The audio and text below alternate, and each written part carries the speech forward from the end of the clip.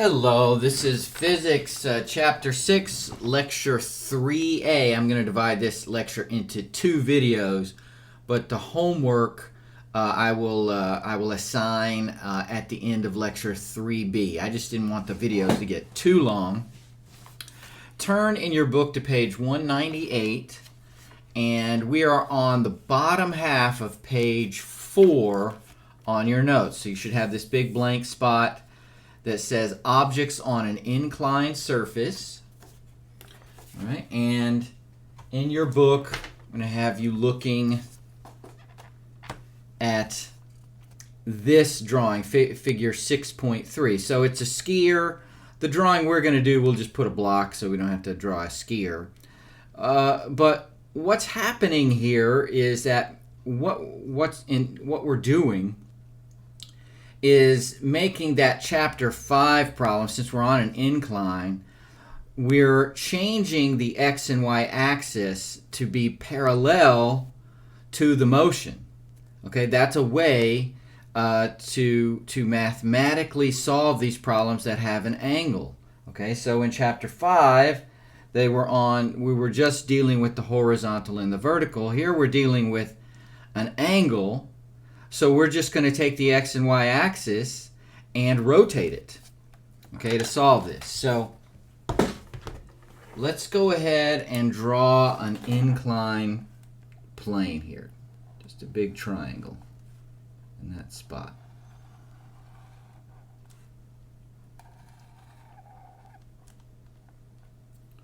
All right, and we have angle theta right here.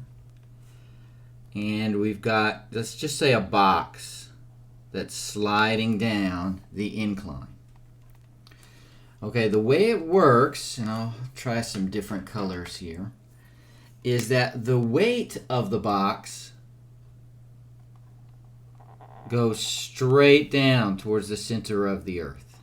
Okay, that's the weight. The normal force of the box, however, is perpendicular to the surface contact. Okay, so that's something that's different. We can extend that and make it part of the triangle right here. So it just so happens that this angle theta is the exact same thing as that angle right there. All right, and then this inclined surface is the same if we were to just rotate this triangle as that right there. Okay, so the weight's going straight down. So you need to just learn a few. So what we've got is the force of gravity that's going down the incline. That force is the weight times the sine of theta. So it's kind of like this is the y-axis now. And then the normal force, of course we've got the force of friction opposing, just like in chapter 5. The normal force is equal to the weight times the cosine of theta. All right, so that's going to be the same also, weight cosine theta, also that right there. And then weight sine theta here. Okay, so you can see that and this match, and then that and this match. Okay, and the weight is going straight down here. Okay, so you can get friction, of course, just like in chapter 5, friction is equal to mu sub k times the normal force. All right, so it's just going to be mu sub k times w cosine theta to get friction. So if we have the sum of all the forces is equal to mass times acceleration, in this case we would have the force going downhill supplied by gravity. That's weight sine theta minus friction, right? which is just mu sub k times w cosine theta, is equal to mass times acceleration. And weight sine theta, of course, that in chapter 5, this would be the same thing as big F. All right, weight sine theta, just think of that as big F. Okay. So now let's take all this and apply it in a couple of on your own problems.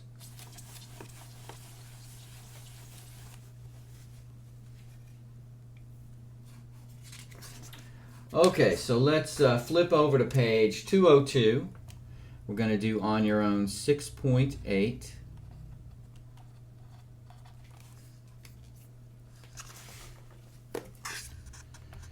So it says a 45 kilogram block slides down an incline that is tilted at an angle of 45 degrees.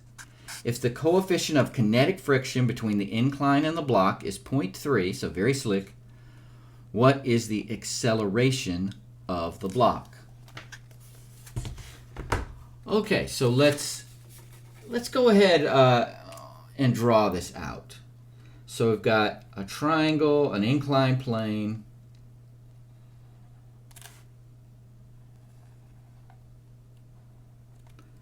(45-degree) angle. All right, we've got a box.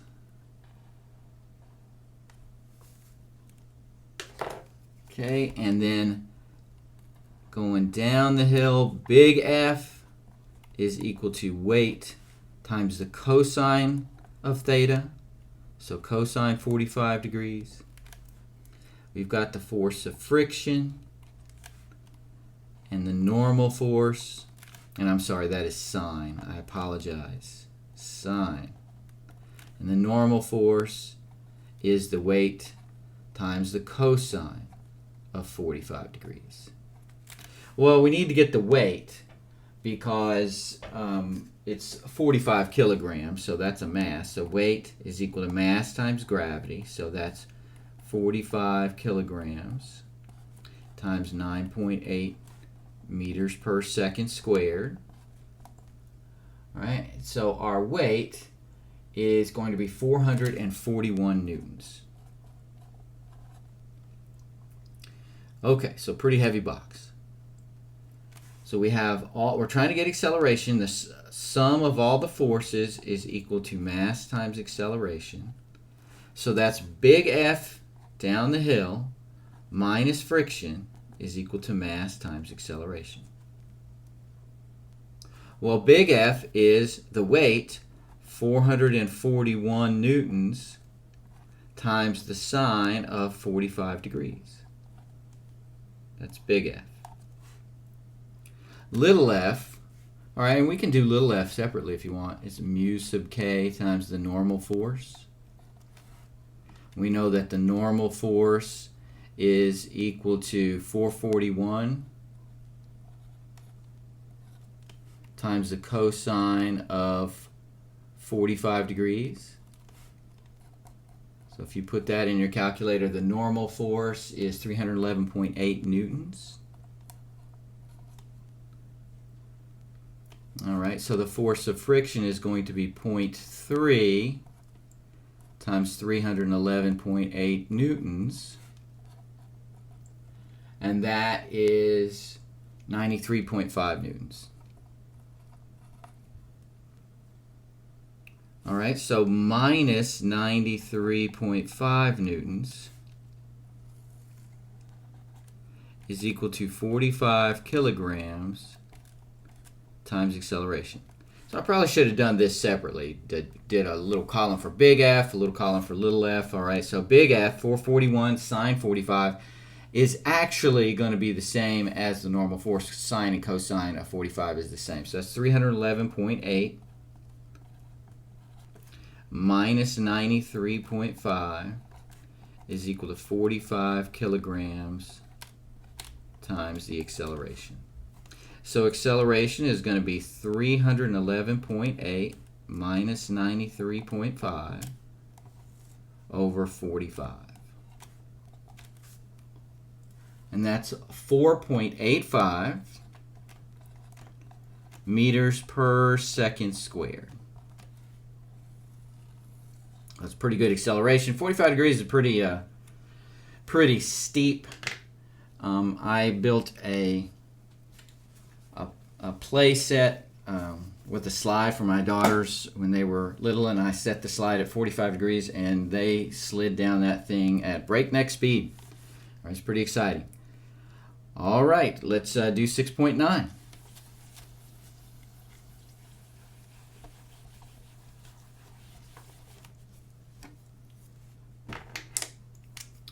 Okay, so right underneath that, 6.9 on page 202. Let's read through this real quick. So it says a 10 kilogram block slides down an incline at a constant velocity. If the incline is tilted at an angle of 22 degrees, what is the coefficient of kinetic friction between the block and the incline? All right. So we want to, this is a little bit different than the last one. We're trying to get mu sub k.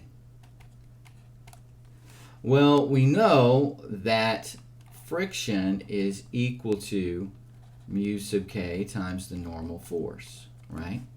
So solving for mu sub k, that's going to be friction over the normal force. All right, so just looking through this, I'm going to go, since we're kind of new to these problems, I'm going to go ahead and draw the inclined plane. So I've got 22 degrees. This is a, let's see, 10 kilogram block.